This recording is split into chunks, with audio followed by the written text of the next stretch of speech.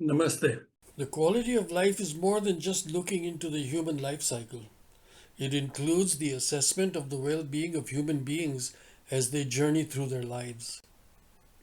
There are a few approaches to measuring well being and quality of life, like Numbio's Quality of Life Index, WHO's indicators, and a few more. For this discussion, I will use the UN's HDI as it is simple, comprehensive, and widely used. The focus of the UN's HDI is using health, education, and standard of living as the indicators of well being. While statistics informs us of the gaps between what we have and what we don't, it is also a tool that can be used to inform on how best to exploit a weakness to help create diversions that allow the accumulation of resources for some, while duty bearers are diverted elsewhere.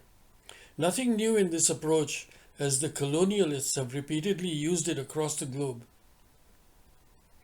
The question is whether the unequal distribution of development, as seen through the lens of the United Nations and other organizations whose indicators reiterate inequalities, inform us of the continuation of the colonialist approach, while now being implemented by organizations rather than countries under the guise of free trade, market economy, and the WTO to achieve the same goal of making populations subservient to their exploitation and slavery.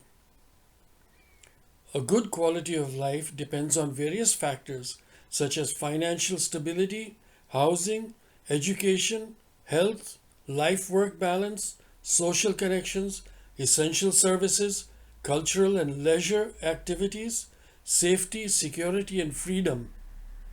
It is important to strive for a balance across these dimensions to lead a fulfilling life. Of the 188 countries reviewed using human development indicators, 61% are grouped in the very high and high human development index, while 39% are at the medium and low HDI. The Human Development Index developed by the United Nations measures three dimensions that are indicators of the quality of life. These are health, life expectancy at birth, education, expected and average years of schooling, and standard of living, gross national income per capita. The information suggests that around 60% of the global population lives close to the ideal level of health, education, and income, while around 40% face challenges of varying extent and intensity just to get by. Why this disparity? To understand the reason why some countries are better off than others, I have selected one country from each of the HDI levels. The countries selected are those we know more about and also represent the average HDI rate amongst their respective groups. Tanzania, one of the 31 low HDI countries, was under German, British, and Portuguese colonial rule, which led to the exploitation of resources and the suppression of the local population. Since their independence, Tanzania has made efforts to improve its social, economic, and political image, but has faced many challenges while falling short of making any substantial improvements. By 2021, Tanzania had just about managed to control corruption by 43%, improve government effectiveness by 34%, prolonged political stability and absence of violence and terrorism by 37%, improved regulatory quality 30%, enforced the rule of law 38%, and improved people participation, voice, and accountability by 30%. It's reasonable to say the country's governance is between 35 to 40%, which indicates the extreme vulnerability of this nation. The Philippines falls in the medium HDI but has been politically unstable for an extended period, is one of the 43 medium HDI countries that was first under Spanish and then American colonial rule.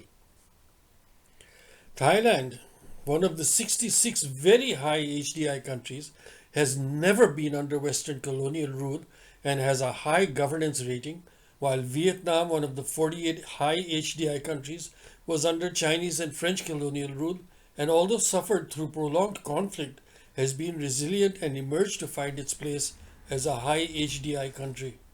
If around 60% of the global population lives close to the ideal level of health, education, and income, then most governments must be doing something right. What is the magic that these countries have that they have emerged having a better quality of life than over almost half the globe? Would the low and medium HDI countries that comprise about 40% continue to face challenges of varying extent and intensity to just get by if access to health, education, and income or employment might also be available to them?